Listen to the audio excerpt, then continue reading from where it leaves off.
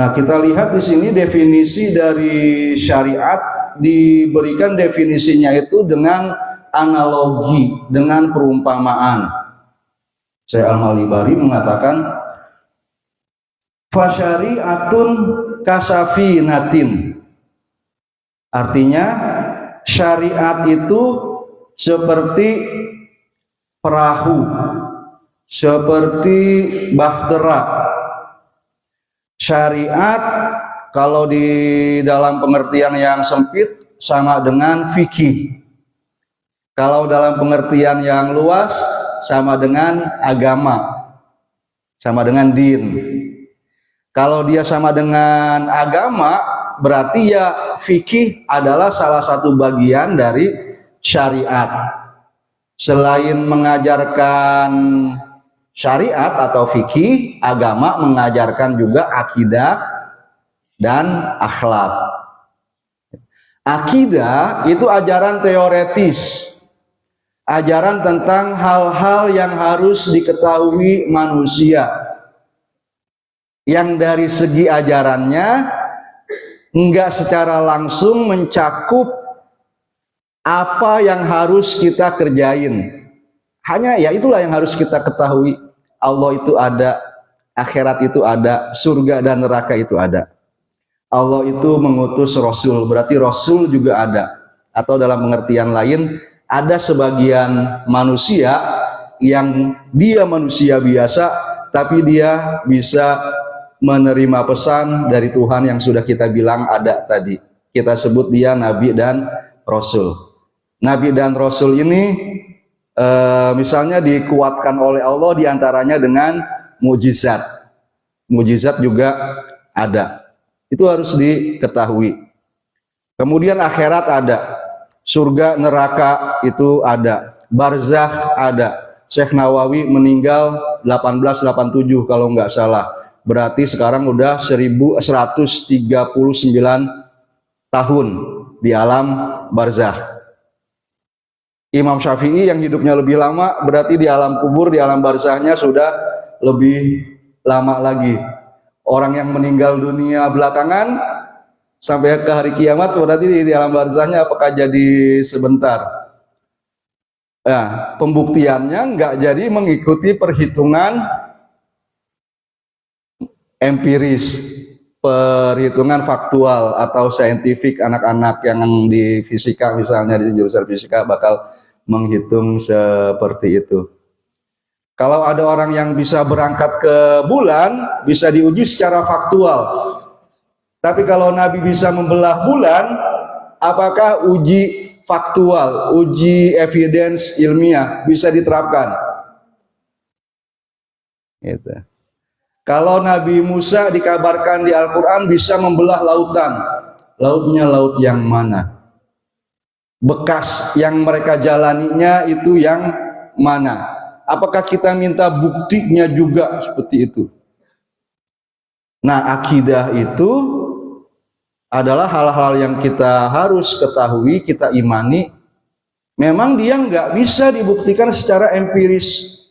Seperti tadi, beberapa masalahnya. Akan tetapi bukan berarti dia tidak rasional, bukan berarti yang nggak empiris itu nggak masuk akal. Nah, itu ilmu kalam atau ilmu teologi yang mengurusi dalil-dalil rasional tentang iman kita tadi.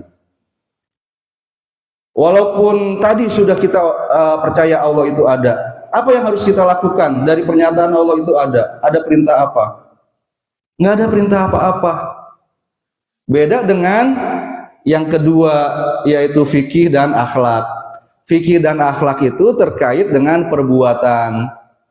Fikih terkait dengan perbuatan zohir, tubuh dan anggota tubuh kita. Akhlak terkait dengan perbuatan hati, perbuatan batin kita. Kita harus humble, rendah hati, nggak boleh takabur. Kita harus misalnya jujur di hati, nggak boleh di hati ini ada banyak kecurangan.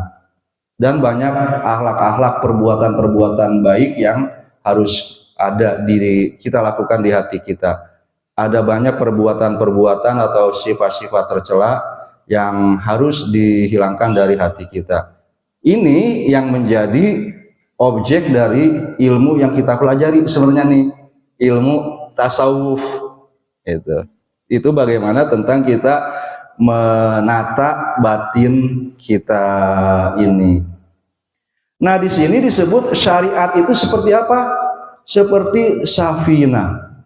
Ayu syariatu mislus safinati fi annaha sababul wusuli ilal maqsad wan najati minal halak. Syariat itu seperti bahtera, perahu, kapal laut, rakit, getek juga sebangsanya itu. Dari segi bahtera adalah sebab sampainya kita ke tujuan dan selamatnya kita dari kebinasaan. Dengan naik perahu maka kita akan selamat. Maka syariat itu seperti safinah. Kalau kita artikan tadi syariat dalam pengertian yang sempit, maka syariat ini adalah fikih, itu adalah ibadah, baik yang mahdhoh maupun yang ghair mahdhoh, baik yang sifatnya ritual hablum minallah maupun yang sifatnya adalah ibadah-ibadah sosial hablum minannas. Yang hablum minannas itu mulai dari domestik ya, urusan keluarga yang dipelajari teman-teman kita di ahwal sahsiyah atau hukum keluarga Islam, atau ekonomi, itu juga fikih sosial yang dipelajari teman-teman kita yang ada di FEBI atau Eksyar, ekonomi syariah, atau di syariah ada jurusan apa di fakultas syariah yang tentang ekonominya, hukum ekonomi syariah, itu dia. Ada lagi di syariah juga yang tentang politik, jinayah, siasah, gitu, pidana, perdata, dan perpolitikan, itu juga merupakan bagian dari syariat. Semua itu adalah bahtera yang mengantarkan kita kepada keselamatan. Contohnya adalah mulai dari toharoh sampai ke sholat yang kita pelajari di Marokil Ubudiyah, kitab yang pertama dulu. Udah biasa kita kerjain ibadahnya, harus kita naikin levelnya, kita paham maknanya. Mengapa kita membasuh muka, padahal sebab batalnya wudhu misalnya bukan di muka, buang air kecil atau buang air besar, seperti itu. Ya kita mesti mengerti rasionalitasnya itu atau penjelasannya.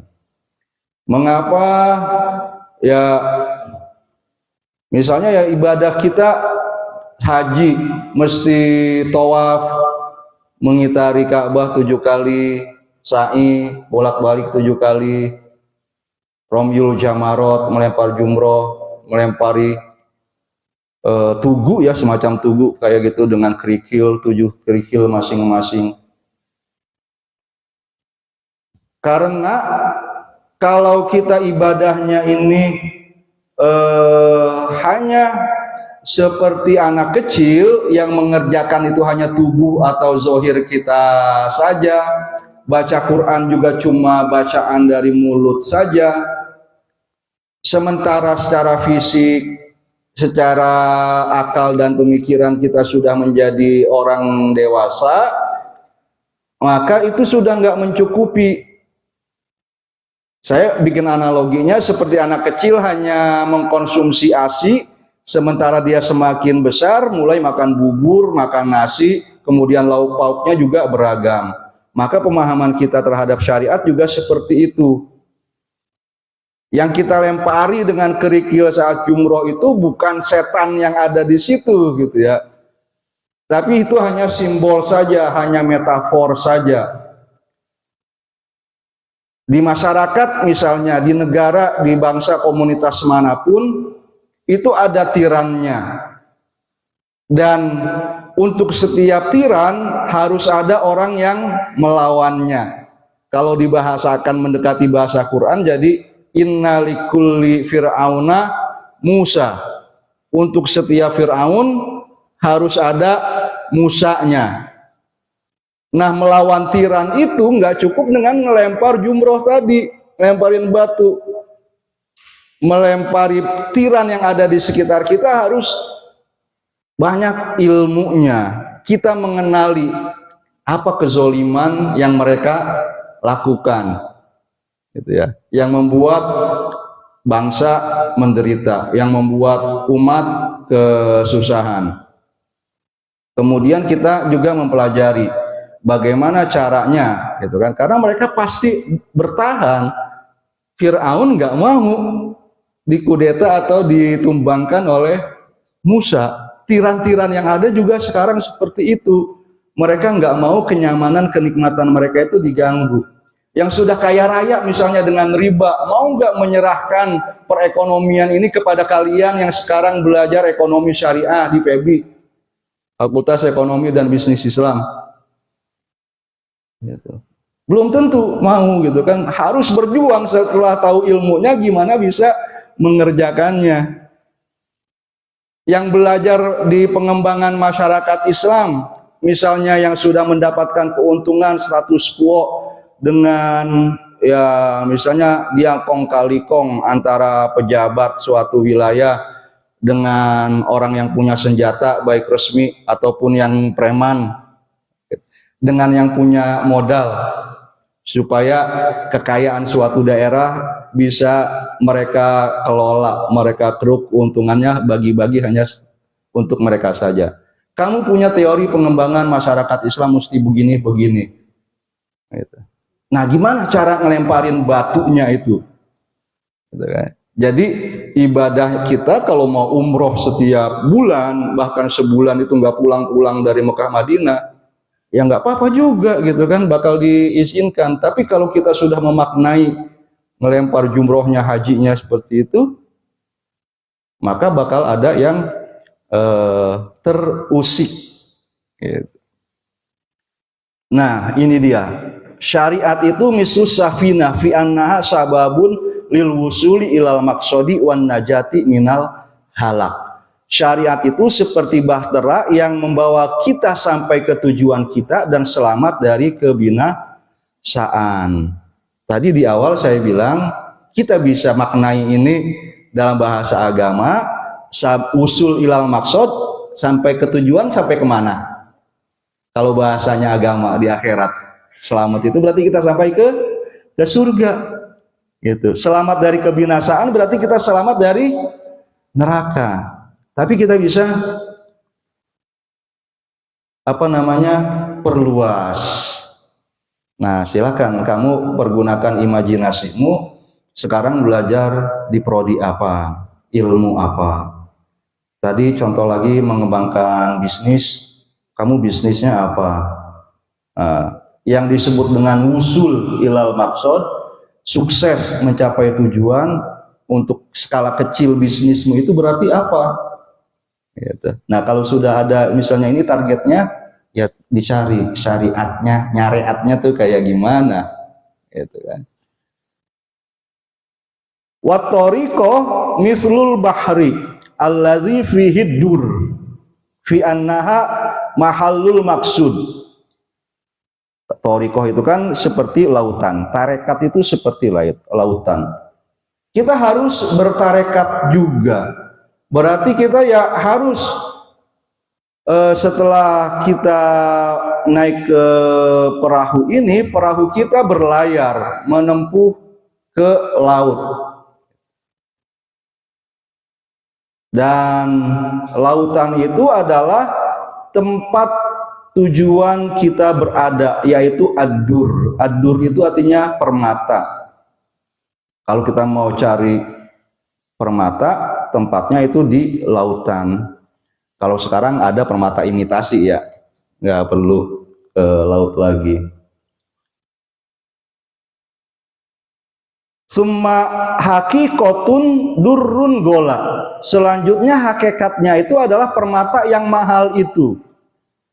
Wal hakikoh mislul lu'lu'il azim az-zaid fis si'ri fala yujadul lu'lu' illa fil bahri wala yusolu ila dzalikal bahri illa bis safinah. Hakikat itu seperti permata yang besar yang harganya itu sangat mahal.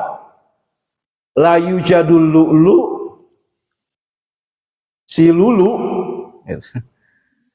permata intan itu tidak ada kecuali di laut dan tidak akan sampai ke lautan itu kecuali dengan